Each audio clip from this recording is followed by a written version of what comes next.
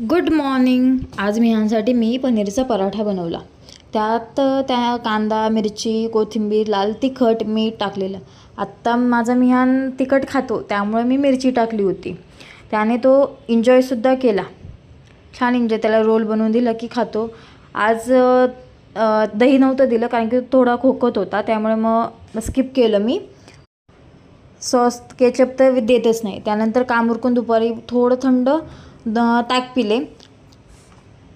तर त्याला झोपवलं. झोपेतून उठल्यानंतर त्याला असे लाड करावे लागतं, नाहीतर तो काहीच काम उरकून देत नाही. सारखी चिडचिड करत राहतो, सारखा माझ्या मागे फिरत फिरत राहतो.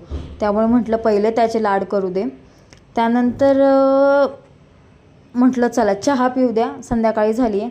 चहा वगैरे घेतला आणि आजकाल अशी मस्ती चालू आहे. मदत करतोय माझी की काम वाढवतोय देवच जाणे. चला भेटू उद्याच्या ब्लॉगमध्ये. बाय.